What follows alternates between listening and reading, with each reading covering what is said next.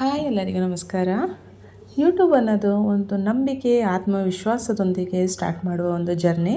ಇವತ್ತೆಲ್ಲ ನಾಳೆ ನಮ್ಮ ಚಾನಲ್ ಮಾನಿಟೈಸೇಷನ್ ಆಗ್ತದೆ, ಇದರಿಂದ ಏನಾರು ಅರ್ನ್ ಮಾಡ್ತೀವಿ ಅನ್ನೋ ಒಂದು ನಂಬಿಕೆ ಮೇಲೆ ನಾವು ಇದನ್ನು ಸ್ಟಾರ್ಟ್ ಮಾಡಿರ್ತೀವಿ. ಆಗುತ್ತೋ ಇಲ್ವೋ ಅದೆಲ್ಲ ನಮಗೆ ಗೊತ್ತಿಲ್ಲ, ಆದರೂ ಆ ನಂಬಿಕೆ ಅನ್ನೋದನ್ನ ನಾವು ಯಾವತ್ತೂ ಕಳ್ಕೊಬಾರ್ದು. ಇದೇ ಥರ ನಂಬಿಕೆ ನಮ್ಮ ಜೀವನದಲ್ಲೂ ಕೂಡ ಪ್ರತಿ ಕ್ಷಣದಲ್ಲೂ ನಾವು ನಂಬಿಕೆ ಆತ್ಮವಿಶ್ವಾಸದೊಂದಿಗೆ ಜೀವನವನ್ನು ಸಾಗಿಸ್ಬೇಕು ಅಂತ ಹೇಳ್ತಾ ವಿಡಿಯೋನ ಸ್ಟಾರ್ಟ್ ಮಾಡೋಣ. ಮಾರ್ನಿಂಗ್ ಬ್ರೇಕ್ಫಾಸ್ಟ್ ಎಲ್ಲ ಮುಗಿಸ್ಕೊಂಡು ಹೊರಗಡೆ ಹೋಗೋದಿತ್ತು. ಹಾಗೆ ನಾನು ಮತ್ತು ಹಸ್ಬೆಂಡ್ ಇಬ್ಬರು ಕೂಡ ರೆಡಿ ಆದ್ವಿ. ಹೊರಗಡೆ ತುಂಬ ಅಂದರೆ ತುಂಬ ಬಿಸಿಲಿದೆ, ಹಾಗಾಗಿ ಮಕ್ಕಳನ್ನ ಕರ್ಕೊಂಡು ಹೋಗೋದು ಬೇಡ ಅಂದ್ಕೊಂಡು ಅವ್ರಿಗೆ ಸ್ವಲ್ಪ ಸುಳ್ಳೆಲ್ಲ ಹೇಳಿ ಪಾಲಿಷ್ ಮಾಡಿ ಇಲ್ಲಿ ಕೂರಿಸಿದ್ದೀನಿ. ಮಗಂದು ಏನೂ ತೊಂದರೆ ಇಲ್ಲ, ಅವ್ನು ಕೂತಿರ್ತಾನೆ. ಮಗಳದೇ ಕಿರಿಕ್, ನಾನು ಬರ್ತೀನಿ ಅಂತ ಹಠ ಮಾಡ್ತಾಳೆ.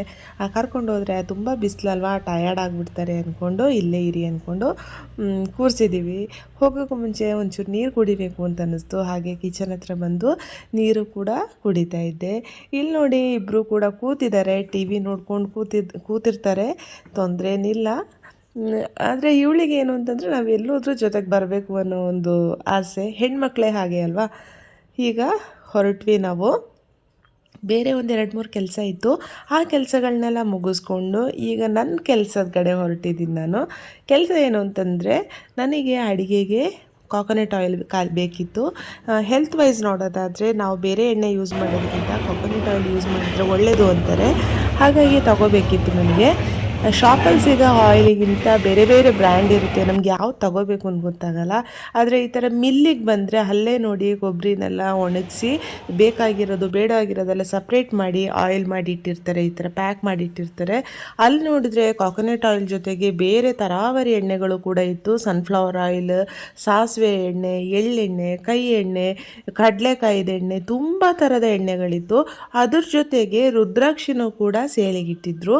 ಶಾಕ್ ಆಯ್ತು ನನಗೆ ನೋಡಿ. ಒಂದಕ್ಕೆ 5 ರೂಪೀಸ್ ಅಂತಂದರು. ಕೈ ಎಣ್ಣೆ ನೋಡಿ ಇಲ್ಲಿ, ಹೀಗೆ ಎಲ್ಲ ಥರದ ಎಣ್ಣೆಗಳನ್ನು ಕೂಡ ಅಲ್ಲಿ ಸೇಲಿಗೆ ಇಟ್ಟಿದ್ರು.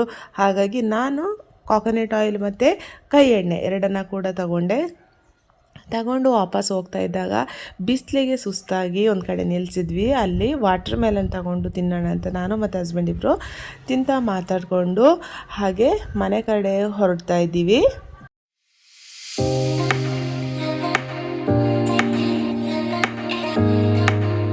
ಮನೆಗೆ ಬಂದ್ವಿ.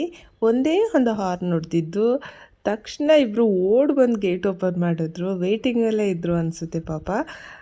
ವಾಟರ್ ಮೆಲನ್ ತೊಗೊಂಡು ಬಂದಿದ್ವಿ ಅವರಿಗೂ ಕೂಡ, ಅದನ್ನು ಎತ್ಕೊಂಡು ಒಳಗೆ ಹೋದರು. ಇಲ್ಲಿ ನೋಡಿದ್ರೆ ಒಳಗೆ ಬಂದು ನಮ್ಮನ್ನು 5 ನಿಮಿಷನೂ ಕೂರ್ಲಿಕ್ಕೆ ಬಿಟ್ಟಿಲ್ಲ. ನನಗೆ ವಾಟರ್ ಮೆಲನ್ ಜ್ಯೂಸ್ ಮಾಡಿಕೊಡು ಈಗಲೇ ಅಂತ. ಯಾಕೆಂತಂದರೆ ಅವಳನ್ನ ಬಿಟ್ಟೋಗಿದ್ದು ಸಿಟ್ಟಿತ್ತು ಅವಳಿಗೆ. ಮತ್ತು ಜ್ಯೂಸನ್ನ ಮಾಡಿ ಕೊಟ್ಟಾಗ ನೋಡಿ ಅದಕ್ಕೆ ಸೈಡ್ಗೆ ಒಂದು ಫ್ರೂಟ್ ಮತ್ತು ನೆನ್ನೆ ತಂದಿದ್ದು ಎಳ್ನೀರದ್ದು ಸ್ಟ್ರಾ ಇತ್ತು, ಅದನ್ನೆಲ್ಲ ತಂದು ಹಾಕ್ಕೊಂಡು ಕುಡಿತಾ ಇದ್ದಾಳೆ. ಹಾಗೆ ಇರಬೇಕು ಅನಿಸುತ್ತೆ, ಇದ್ದಿದ್ರಲ್ಲಿ ಸಂತೋಷ ಕಾಣಬೇಕು. ಈ ಒಂದು ವಿಡಿಯೋನ ಇಷ್ಟ ಆದರೆ ಪ್ಲೀಸ್ ಸಬ್ಸ್ಕ್ರೈಬ್ ಮಾಡಿ.